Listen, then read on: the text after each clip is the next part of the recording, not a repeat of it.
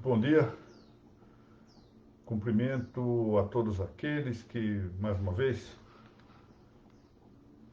comparecem a este nosso encontro semanal para discutirmos questões de direito notarial e questões de direito registral de maneira mais possível amena, nesta nossa série Claves Notariais e Registrais, abrigada pela generosidade da ANOREG do Paraná, que, graças à sua presidente, a doutora Mônica Macedo Della Vecchia, e aos presidentes e juntas diretivas de todas as entidades que integram a ANOREG, permitem a ministração desses nossos encontros nesta importante página, prestigiosa página do Facebook da ANOREG do Paraná. Doutora Laura, muito bom dia. Eu, antes de começar nossa reunião de hoje, que vai tratar do tema da adjudicação,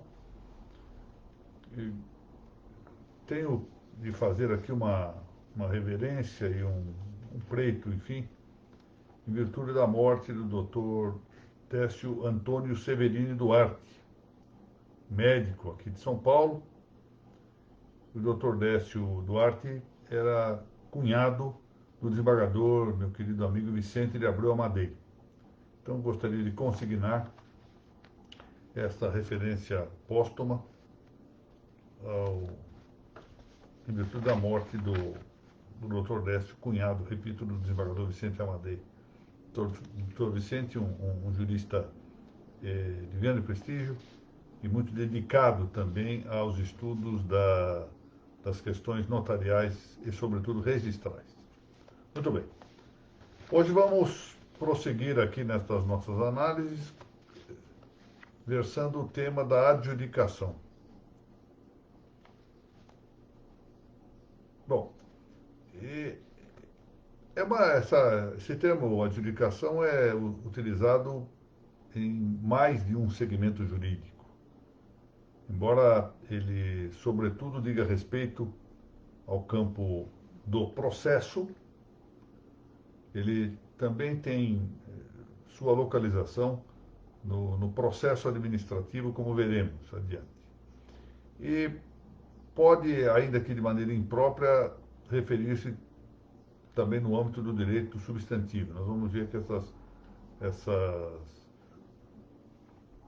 expansões de significado são muito comuns no direito, elas são comuns na vida, não é? Começamos usando uma palavra de um modo e depois, com o tempo, essa palavra vai sendo estendida a situações paralelas. Isso é próprio da linguagem figurada de que todos nós nos valemos habitualmente. Pois muito bem. A adjudicatio romana, que pode dizer que é a origem conhecida da nossa adjudicação, até mesmo pelo nome, né? Adjudicatio, era de início uma parte formulária das ações divisórias de coisas comuns, chamadas ações iudicia divisoria, ou seja, divisão judicial que dizia respeito às coisas comuns, com que se atribuíam quinhões a seus comunheiros, a seus condôminos. E isso era objeto de uma fórmula. Como é que isso funcionava no direito romano? E é importante que nós consideremos um tanto o direito romano. Eu, adiante, terei a oportunidade de fazer uma pequena comunicação a convite de uma faculdade, de uma universidade do Rio de Janeiro, e eu vou propor, de maneira mais concreta, estou aqui antecipando apenas, uma coisa que é preciso considerar, preciso ver se aplica, vai depender de mudança legislativa, é verdade, mas que caminha no sentido de uma maior desjudicialização, mas uma desjudicialização com critérios objetivos. E aqui nós temos um papel importante que pode ser retomado da história, em parte, não inteiramente desse processo, mas também do processo formulário. Porque o que acontecia no processo formulário romano? O processo anterior, mais antigo, que o processo formulário romano surge mais ou menos aí na metade do século II antes de Cristo. E o processo anterior era o processo per legis actionis e era muito formalista, um formalismo exagerado. Então, o que acontece com o processo formulário, que de início, graças a uma lei chamada Lex Ebulia, foi um processo facultativo e depois, mais adiante, se torna, ao tempo de Augusto, se torna obrigatório, é uma quebra do excessivo formalismo do processo romano. Como isso, então, como a isto se procedia no processo formulário? Bom, os interessados se dirigiam a um pretor, o pretor os ouvia e, em seguida, elaborava uma fórmula. Essa fórmula era relativamente simples. Era uma parte chamava demonstratio, em que se narrava o fato, pura e simplesmente narrava o fato. Imaginemos que Tício quer cobrar uma dívida de caios. Ele disse, olha, eu quero cobrar 1000 sestércios de caios. Então, o que fazia o pretor? Nomeava um juiz, a primeira fase é a nomeácio. Ele nomeava um juiz, que às vezes era um árbitro meramente, algumas vezes era alguém, um particular indicado pelos próprios litigantes. Em seguida, havia essa parte, que era a parte da demonstratio, em que ele, então, no fundo, era uma narrativa dos fatos. Em seguida, havia a intentio. A intentio era exatamente a finalidade buscada com a busca da justiça. E a quarta parte era a condenatio, e que consistia em dizer, olha, se provar tal fato, condene-se, no nosso caso aqui, no nosso exemplo, Caio, a pagar os 1000 sestércios a Tício. Era isso, uma fórmula. E essa fórmula, então, era encaminhada para o julgamento por um magistrado, que era um magistrado nomeado, portanto, constante da própria fórmula. O que se quer com isso mostrar é que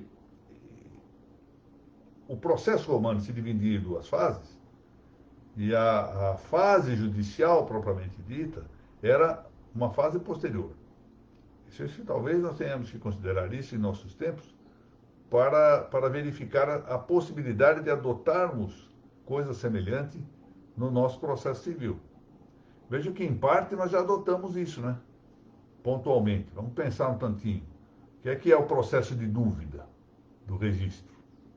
A doutora Mariana Martins, que está aqui, muito bom dia, doutora Mariana, que tem cartório de registro. Ora, uma parte do processo de dúvida, ela processa no próprio cartório de registro. Depois notifica para impugnação e manda para o judiciário. Processo de usucapião. Como é que o usucapião funciona? O processo extrajudicial de usucapião.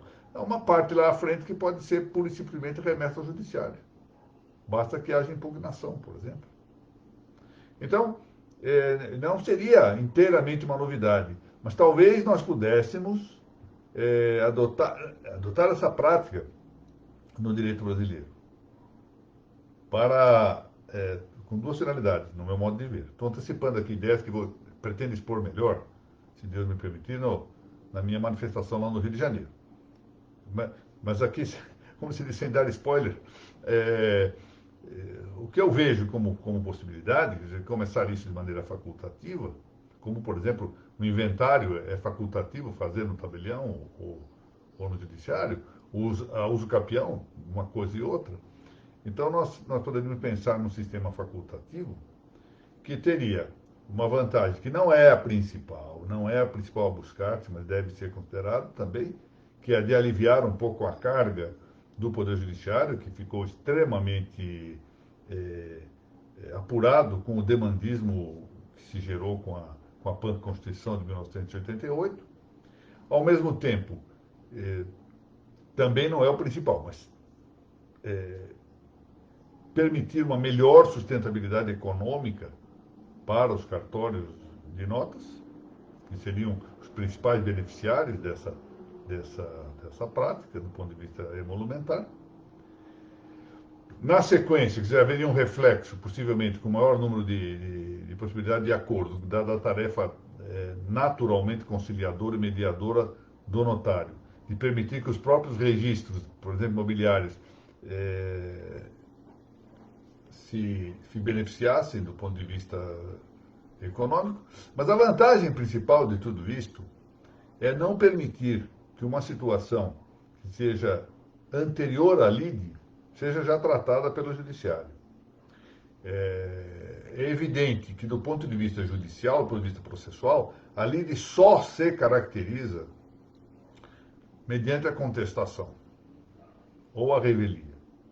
Antes disso, não há propriamente lide, é uma lide potencial. Tanto é verdade que o requerido numa ação judicial pode simplesmente confessar, reconhecer juridicamente o pedido, dizer, não, tem toda a razão, não me oponho a isto, está certo? Então nós deixaríamos o processo judicial exclusivamente para as lides. E na parte inicial permaneceríamos com a mera potencialidade de litígio, mera potencialidade de lide, tratada por quem é o magistrado da parte jurídica, que é o notário. E aí precisamos ver que tipo de reflexo pode dar em relação às outras categorias do extrajudicial. Mas, em todo caso, é uma experiência vivida na história. Isso não é uma novidade inteiramente. Não é novidade.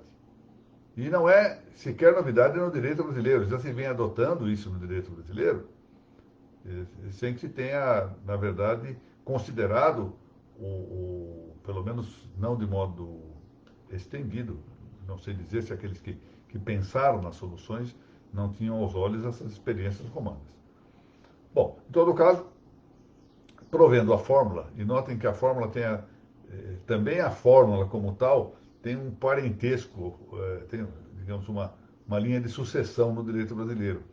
O que é aquela medida que se pede lá para o saneador, no despacho saneador, de que o juiz veja exatamente quais são os fatos controvertidos e designe a prova, diga exatamente o que tem que ser provado, se não o estabelecimento de uma fórmula, para esclarecer exatamente o que tem que ser discutido no processo. É isto. Uma decisão formulária, que é utilíssima, para evitar isso que tem ocorrido nos processos com manifestações de 300, 400 laudas, memoriais que são entregues no dia de julgamento nos tribunais com 100 laudas. No dia de julgamento, 15 minutos antes de começar o julgamento, apresenta alguém um memorial. Olha, estou trazendo memorial para antes do julgamento. Como é que é possível ler 100 páginas antes do julgamento? Uma petição de uma ação de despejo em 30 laudas. Qualquer manifestação agora em centenas e centenas de laudas. As decisões judiciais cada vez frequentemente maiores, graças também aos recursos. Por isso nós temos que pensar se isso é realmente útil para a prestação da justiça. Muito bem. Voltamos aqui à adjudicação. Isso é apenas uma coisa que faço aqui com muito gosto para esse nosso grupo, para que vejam que eu estou aqui a articular para o reforço institucional das notas e dos registros. Espero que seja uma boa proposta. Bom, provendo a fórmula, que é feita pelo pretor, portanto, o juiz, ou pretor, aqui também chamamos de juiz, conferia, por meio de uma sentença constitutiva, bom, lá à frente já não era pretor, desculpe, estou confundindo aqui, já será o magistrado ou aquele magistrado nomeado. Esse magistrado conferia, por meio de sentença, uma sentença constitutiva, a cada um dos condôminos, como proprietários, comunheiros, a cota que lhe tocasse da divisão. Era assim que fazia, dividia. E esta ideia, ou seja, de divisão, é que integrava a ideia de adjudicação. Adjudicava uma parte para cada um. Também se adjudicavam coisas integrais de um patrimônio comum. E vejam que propriamente a adjudicação não era divisão, agora com isso que eu vou dizer. Porque quando a coisa comum não admitia uma divisão física, ela era adjudicada, no todo, a um dos comunheiros. De maneira que a ideia de adjudicação estaria mais próxima da ideia de entrega, de atribuição, do que de divisão. Nesse caso, quando a coisa comum não comportava divisão, ela era adjudicada ou entregue a um só dos comunheiros, quando não ficasse em comum, nada impedia, com a obrigação de indenizar os demais. Claro que se ficasse em comum não haveria propriamente a ideia de consumar-se, dentro da sentença que se elaborava, o pleito inicial. Muito bom. Nessa última hipótese de adjudicação, nós temos a ideia da Actio Familiae Erciscundae. Essa Actio Familiae Erciscundae corresponde à ação divisória entre coerdeiros, que também encontra reflexo no direito brasileiro, no artigo 2019 do Código Civil de 2002.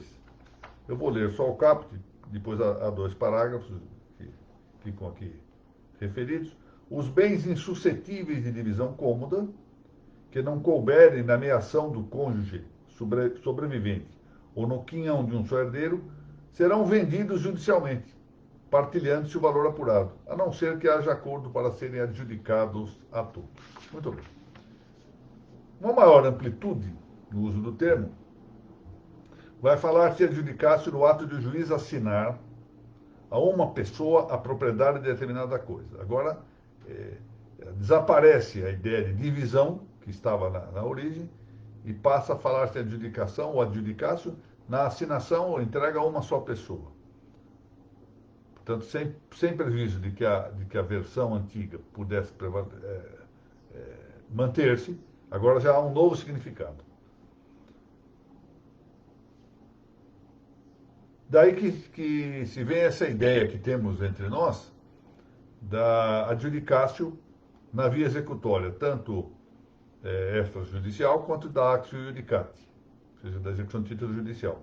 Os bens do devedor alienam-se diretamente ao credor. Aqui se dá a ideia de que há um crédito exequendo, esse crédito exequendo leva a que o bem do devedor se transfira ao credor. Isso se dá por meio de um papel substituinte, exercido pelo poder estatal. O Estado substitui a vontade do devedor. E por isso, essas expressões que de vez em quando se encontram para referir essa adjudicação na via executória, volto a dizer, tanto da execução do título extrajudicial quanto do título judicial, designa-se mal isto como dação em pagamento, dação em cumprimento. Não, isso não é dação coisíssima nenhuma, vamos falar a verdade, porque a dação supõe que haja uma vontade do devedor em fazer isso. O devedor não está dando nada, ele está sendo, na verdade, expropriado de seu bem, que é transferido coativamente para o credor exequente. De fato, a dação no Código Civil Brasileiro está entre as normas do contrato de compra e venda, artigo 357, o que pressupõe que contraia voluntariamente o vendedor a obrigação de transferir a outrem o domínio de certa coisa, artigo 481. Portanto, não é propriamente dação, como também não é venda, embora se use essa expressão comumente para falar da adjudicação como venda compulsória, como venda compulsiva, venda imperativa, etc. Na verdade, não se está a vender ao credor bens penhorados.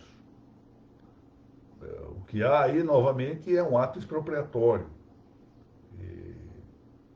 Eu menciono aqui o inciso 1º do artigo 825 do Código de Processo Civil de 2015, em que se fala aí de uma execução forçada no interesse a requerimento do credor exequente ou ainda por instância de credores quirografários concorrentes, o que aí supõe a coexistência de penhora de um mesmo bem, e aí então deve observar-se as preferências, e ainda a hipótese, nós já vimos isso em situações anteriores, dos credores hipotecários ou ignoratícios que têm direito de preferência. Bom, quais são os requisitos atuais no Código de Processo Civil para a adjudicação? São dois. A legitimação do adjudicante, está previsto no artigo 876, parágrafos 5º e 6º, e o oferecimento de preço não inferior ao valor do bem penhorado, artigo 876. Mas aqui eu indico a leitura da Lei de Execução Fiscal, a Lei 6.830 de 1980, o parágrafo único do artigo 24, e também um artigo da Lei 5.741 de 1971, que tem um efeito de exoneração da totalidade do débito depois de o juiz adjudicar ao exequente um imóvel quando não haja licitante na asta pública, né? Bom, os senhores sabem, a asta é essa alienação pública de um bem, ela se divide, ou deveria dividir-se, conceitualmente ela deveria dividir-se em duas espécies, a praça e o leilão. A praça relativa aos imóveis, o leilão relativo aos móveis. Acontece que a Lei de Execução Fiscal unificou esta referência, de modo que agora fala-se também em leilão de bem imóvel. Uma novidade. As leis às vezes provocam isso, né? Levam a alterações conceituais por equívocos de redação. Aqui foi isso, né? Tratou-se, unificou-se na legislação fiscal, sob a etiqueta leilão, a asta pública relativa a imóveis e a asta pública relativa a móveis. Quando há imóveis, sempre, tradicionalmente, se utilizava a expressão específica praça. Bom, essa mesma lei 6.830, de 1980, que é a Lei de Execução Fiscal, admite a adjudicação dos bens pela fazenda exequente, tanto antes quanto depois da asta pública. E aqui também há referência ao pregão da Bolsa de Valores. Se for tardia, não, portanto, depois da asta pública, não havendo licitantes, é sempre caso de a fazenda pública adjudicar pelo preço da avaliação, e não por quanto inferior à avaliação. Este artigo 24 enuncia três hipóteses de a fazenda proceder na sua executória à aquisição forçada dos bens penhorados, portanto, adjudicando-se, mas nós teremos que ainda referir uma outra situação que está aludida em alguns julgados dos nossos tribunais posteriores. As três hipóteses mencionadas no artigo 24 são essas. Pode haver adjudicação prévia pelo preço da avaliação. Então, lá, um imóvel custa R$1 milhão, foi avaliado em R$1 milhão. A fazenda vai e adjudica previamente, antes, portanto, da asta, depositando o valor. Fim da asta, no caso, praça, mas que a lei, às vezes, como nesse caso, chama de leilão, sem que haja licitantes, ou seja, ninguém ofereceu nada, cabe à fazenda adjudicar, se quiser, pelo preço da avaliação. Finalmente, se houver lances, ou lanços, ou seja, se apresentaram licitantes, gente que quer adquirir o imóvel, então a fazenda tem preferência pelo valor da maior oferta. Muito bem, então são três hipóteses na lei. Mas há uma quarta hipótese que foi ventilada pela jurisprudência pretoriana. É quando a fazenda licita sem concorrência. Porque, veja, no primeiro caso, ela adjudica previamente. No segundo caso, ela adjudica sem licitantes pelo preço da avaliação. Mas ela não licitou. No terceiro caso, quando houve lances, houve, portanto, a presença de gente interessada, ela deve fazer pelo valor da maior oferta. Mas há uma outra hipótese, que a fazenda apareça para licitar e não haja outros licitantes. E ela oferece um determinado valor para adquirir por preço inferior ao da avaliação. É uma matéria extremamente discutível, controversa, se admite, ou se isso, na verdade, é uma forma de burlar a ideia de que a adjudicação prévia deva fazer-se pelo preço da avaliação. Esse é um problema a ver. Isso é discutível. Eu mencionei alguns julgados do Superior Tribunal de Justiça, para quem queira dedicar-se a este ponto. Há referências legislativas entre nós a diversas espécies de adjudicação. Então, eu mencionei aqui algumas delas. Não vou ler o texto de lei, está mencionado. O artigo 1298 do Código Civil, que é correspondente à antiga Actio Finium Regundorum, quando haja confusão de limites. O parágrafo único do artigo 1322 do Código Civil também, de 2002, que fala da Actio Comune Dividundo, quando a coisa é indivisível. E o artigo 1418 do mesmo Código, que trata da adjudicação compulsória nas promessas de compra e venda. Além dessas hipóteses que eu mencionei, Há ainda as adjudicações inscritas em atos normativos esparsos. Isso é um número muito grande. Mencionei alguns aqui, mas já sabem, é praticamente impossível dizer que isso esgote as hipóteses. Hoje não há ninguém que possa dizer que conheça o movimento da legislação política brasileira, do direito político, todo o direito da polis, né? O direito político abrange todo o nosso direito normativo. Então, mencionei a Lei 4.591, a Lei 8.212, a Lei 9.393 e o Decreto 3.048 de 1999. São algumas das hipóteses. Também no direito administrativo existe a adjudicação. Nós que aí ainda estamos num âmbito de processo, porque embora administrativo, trata-se aqui de um processo. Marçal Justen Filho fala em que a adjudicação é um ato formal administrativo que, pondo fim ao procedimento licitatório, atribui ao vencedor o objeto da licitação. Ou seja, o ato de eu atribuir a alguém que vence uma licitação, num processo, portanto, de concorrência pública, licitatório, o ato que eu atribuo ao vencedor o objeto dessa licitação, chama-se adjudicação. O artigo 70 da Lei 4.320, além do que prevê a Lei 8.666, em vários dispositivos, diz o seguinte, a Lei 4.320. A aquisição de material, fornecimento e a adjudicação de obras e serviços serão regulados em lei, respeitado o princípio da concorrência. Vejam, portanto, que já desde a segunda metade do século passado, havia referência na nossa lei, essa lei trata das finanças públicas, sobre acerca da adjudicação. Bom, a adjudicação imobiliária, porque ela pode ser mobiliária, como sabemos, é objeto de registro no ofício predial. Bom, isso pode dar-se em caso de sucessão mortis causa, itens 24 e 25 do inciso 1º do artigo 167 da Lei 6.015, quer quando se trata de adjudicação em asta pública, número 26, são 3 itens, 24, 25 e 26 do inciso 1º, do 167. Instrumentando-se a adjudicácio por meio de carta de adjudicação. Aí então se extrai um documento que é chamado de carta de adjudicação. Isso está previsto nos artigos 659, parágrafo 2º, e 877 do Código de Processo Civil, em ambos os casos. E ela deve ser expedida de acordo com o parágrafo 2º do mesmo artigo 877.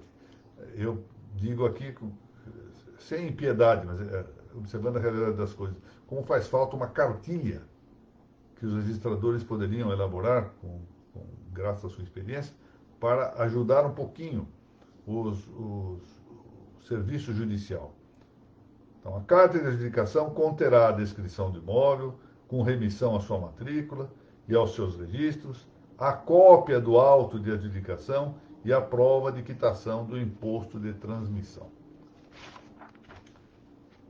Bom, o que é relevante para o registro de adjudicação de imóvel hipotecado, agora imóvel hipotecado, é a norma do artigo 1501 do Código Civil de 2002, que diz o seguinte: não extinguirá a hipoteca devidamente registrada a arrematação ou adjudicação sem que tenham sido notificados judicialmente os respectivos credores hipotecários, que não forem, de qualquer modo, partes da execução. Essa norma do artigo 1501 é, sobretudo, relevante de apontar, porque aqui no Estado de São Paulo, durante um período, e digo isso com muito respeito a quem entendeu deste modo, passou-se a considerar que a adjudicação e a arrematação judiciais dariam ensejo a aquisições originárias, portanto, liberando de qualquer outro gravame, de todo gravame, o imóvel objeto da transferência. É interessante observar que depois do Código de Processo Civil de 2015, insistiu nisso, né? A prova de quitação do imposto de transmissão punha claramente a ideia de que a aquisição seria derivada. Muito bem. É claro que, a contrário senso, a presença do credor hipotecário nos processos em que haja arrematação ou adjudicação do imóvel pode levar à extinção do ônus hipotecário. Não é? Muito bem, e com isso nós concluímos aqui a nossa pequena aula de hoje. Procurei fazer dentro de um tempo mais curto do que na semana passada. Foi a nossa 11ª reunião das claves notariais e registrais. Na semana que vem voltamos com o tema adoção, agora mais ligado ao registro civil, e vamos progredindo nestas nossas reuniões. Alguns dos temas são mais favoráveis, por uma exposição mais dispersa, que me parece mais agradável. Outras são mais, tem mais a forma propriamente de aula, né? Mais sistemática, mais metódica, etc. Faz parte da dificuldade do próprio tema. Amanhã temos o nosso encontro, se Deus permitir, registro sobre registros. Esta é uma semana, amanhã eu falo, para a honra minha, junto ao Tribunal de Justiça do Pará, atendendo ao convite da eminente juíza Cátia Parente, lá do estado do Pará, falarei sobre as repercussões do Código de Processo Civil nos registros públicos. Como é que se há ou não repercussão, como essa repercussão se dá, o que ainda está em controvérsia, etc. Num evento lá patrocinado pelo Tribunal de Justiça do Pará, do estado do Pará. Muito bem. Vamos lá agradecer a todos que aqui se encontram. A Laura Porto já tive a ocasião de agradecer. Dr. Wagner Rodrigues, bom dia. Dr. Hilário Lula, estimado amigo, muito bom dia. Dr. Luciano Godoy, bom dia. Mariana, já tive a ocasião de saudar. É sempre uma honra tê-la aqui, a exemplo de todos os demais. Dr. Pedro Bragato, grande coautor do Vademecum, junto com a Laura e o Rodrigo Pacheco Fernandes. Dr. Braulio Rotter, prazer em vê-lo. Um abraço para a Luciana. Doutora Margarete Maia, querida amiga, ontem me mandou uma coisa preciosa que vai me permitir voltar aos tempos do meu nascimento para verificar as músicas da minha época. Muito obrigado, doutora Margarete. Thaís Camati, grande registradora e agora pós-graduanda em registros. Muito bem. Doutor Jorge de Lima de Oliveira, muito obrigado. Eu peço licença apenas para observar que o meu DIP é pequenininho. Eu não alcei a esta altura em que se encontra o DIP com 2 P's. Meu DIP tem um P só. Isso é uma explicação interessante, porque esse nome, quanto ao meu sobrenome, ele foi uma criação na década de 20 do século passado, porque eu venho de proveniência libanesa e o sobrenome era outro, era difícil de escrever. E quando o registro se fazia na cidade de Nuporanga, aqui em São Paulo, em um boticário, era um boticário que fez o registro. O meu avô paterno sugeriu então que o sobrenome, para que ele pudesse ser escrito em característicos ocidentais, não árabes, que o sobrenome, que era um sobrenome de pronúncia muito complicada, se alterasse pelo sobrenome Dib, um B de Brasil no final. E esse nome Dib significa lobo em árabe e é um sobrenome muito comum. Nome, prenome ou apelido mesmo, na língua árabe. Só que o boticário, em vez de Dib, escreveu Dip, com P. E o som P não existe no árabe. Bom, uma parte da família depois acabou também se dirigindo para o sul do país, tanto que o eminente ministro Gilson Dip, certa vez indagado, eu não o conheço pessoalmente, infelizmente para mim. O eminente ministro Gilson Dip, certa vez disse a algumas pessoas que me trouxeram essa notícia, que não sabia se era meu parente ou não. Como eu também não sei, porque a família acabou se espalhando e não se sabe bem quem faz parte dela ou não. E o acréscimo de um outro P, ou a diminuição, no outro caso, não alteraria esse possível liame familiar. Mas enfim, o meu é um pezinho só.